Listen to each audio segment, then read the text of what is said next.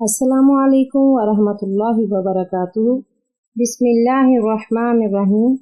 ناظرین، آج کی اس ویڈیو میں ہم آپ کو امیر المومنین عمر بن خطاب کی خلافت کا ایک عظیم الشان واقعہ بیان کریں گے۔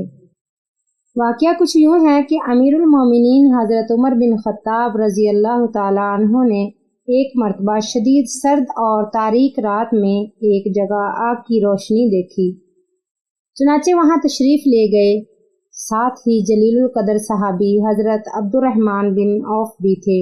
حضرت عمر رضی اللہ تعالیٰ عنہ نے آگ کے پاس ایک عورت کو دیکھا جس کے 3 بچے زارو قطار رو رہے تھے۔ ایک بچہ کہہ رہا تھا، امی جان ان آنسوؤں پر رحم کھاؤ اور کچھ کھانے کو دو۔ دوسرا بچہ یہ کہہ کر رو رہا تھا، امی جان لگتا ہے شدت بھوک سے جان چلی جائے گی۔ تیسرا بچہ کہہ رہا تھا، امی جان کیا موت کی آغوش میں جانے سے پہلے مجھے کھانا مل سکتا ہے؟ حضرت عمر بن خطاب رضی اللہ تعالیٰ عنہ آگ کے پاس بیٹھ گئے اور اس عورت سے پوچھا، اے اللہ کی بندی، تیرے اس حال کا ذمہ دار کون ہے؟ عورت نے جواب دیا، اللہ اللہ، میری اس حالت کا ذمہ دار امیر المومنین عمر ہیں۔ حضرت عمر رضی اللہ تعالیٰ عنہ نے اس سے فرمایا، کوئی ہے جس نے عمر کو تمہارے حال سے آگاہ کیا ہو؟ عورت نے جواب دیا، ہمارا حکمران ہو کر وہ ہم سے غافل رہے گا؟ یہ کیسا حکمران ہے جس کو اپنی رعایا کی کچھ خبر نہیں؟ یہ جواب سن کر حضرت عمر بن خطاب رضی اللہ تعالیٰ عنہ مسلمانوں کے بیت المال گئے اور دروازہ کھولا۔ بیت المال کا محافظ بولا، خیر تو ہے امیر المومنین؟ حضرت عمر بن خطاب رضی اللہ تعالیٰ عنہ نے اس کا کوئی جواب نہیں دیا اور آٹے کی ایک بوری گھی اور شہد کا ایک ڈبہ بیت المال سے نکالا اور دربان سے فرمایا، انہیں میری پیٹھ پر لاد دو۔ دربان نے عرض کی، امیر المومنین آپ چاہتے کیا ہیں؟ حضرت عمر رضی اللہ تعالیٰ عنہ نے فرمایا، میری پیٹھ پر لاد دو۔ دربان نے عرض کیا، آپ یہ چیزیں اپنی پیٹھ پر نہ لادیں اے امیر المومنین۔ حضرت عمر رضی اللہ تعالیٰ عنہ نے فرمایا، میری پیٹھ پر سامان لاد دو۔ دربان نے کوشش کی کہ امیر المومنین کا تیار کردہ سامان خود اپنی پیٹھ پر لاد لے، لیکن امیر المومنین نے سختی سے انکار کیا اور اس سے یوں مخاطب ہوئے، تیری ماں تجھے کھو دے، یہ سامان میری پیٹھ پر لاد دو، کیا قیامت کے روز تم میرے گناہوں کا بوجھ اٹھاؤ گے؟ یہ کہہ کر حضرت عمر رضی اللہ تعالیٰ عنہ نے آٹا، گھی اور شہد اپنی پیٹھ پر لاد لیا۔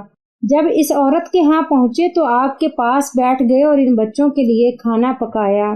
جب کھانا تیار ہو گیا تو اس میں گھی اور شہد کی آمیزش کی اور اپنے مبارک ہاتھوں سے بچوں کو کھانا کھلایا۔ یہ منظر دیکھ کر ان یتیم بچوں کی ماں کہنے لگی، واللہ انک احق بالخلافۃ من عمر، قسم اللہ کی تم عمر سے کہیں زیادہ منصب خلافت کے اہل ہو۔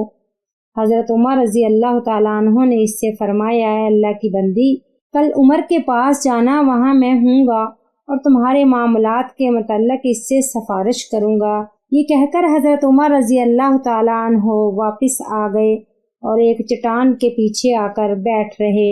حضرت عبد الرحمن بن عوف نے حضرت عمر رضی اللہ تعالیٰ عنہ سے کہا، آئیے اب واپس چلتے ہیں کیونکہ رات بہت ہی ٹھنڈی ہے۔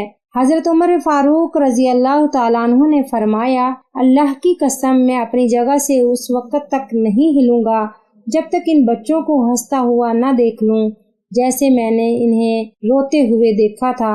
جب اگلے روز کا سورج طلوع ہوا تو ان یتیم بچوں کی ماں دربار خلافت میں گئی۔ وہاں اس نے دیکھا کہ حضرت علی بن ابی طالب اور عبداللہ بن مسعود رضی اللہ تعالیٰ عنہما کے مابین ایک شخص تشریف فرما ہے اور وہ دونوں حضرات اسے امیر المومنین کہہ کر مخاطب کر رہے ہیں، اور یہ وہی شخص ہے جس نے گزشتہ رات اس عورت اور اس کے بچوں کی خدمت میں گزاری تھی اور جس سے اس نے کہا تھا، اللہ اللہ، میری اس حالت کا ذمہ دار عمر ہے۔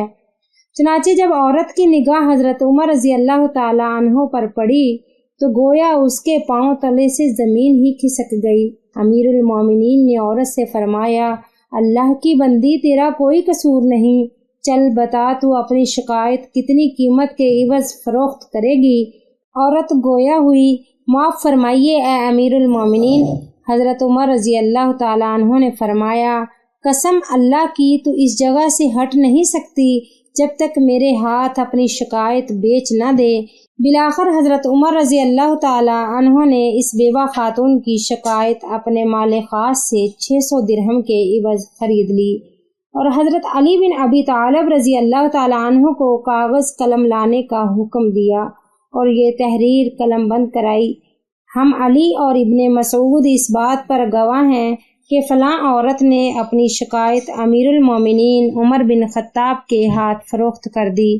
پھر امیر المومنین حضرت عمر بن خطاب رضی اللہ تعالیٰ عنہ نے فرمایا، اذا انا مت فدعوها فی کفنی حتی القا بها اللہ تعالی، جب میری وفات ہو جائے تو اسے میرے کفن میں رکھ دینا تاکہ میں اس کو لے کر اللہ تعالیٰ سے ملاقات کروں۔ تو یہ ہے حضرت عمر فاروق رضی اللہ تعالیٰ عنہ کی خلافت کا ایک بہت ہی پیارا اور عظیم الشان واقعہ۔ امید ہے کہ آپ کو پسند آیا ہوگا۔ جزاک اللہ، السلام۔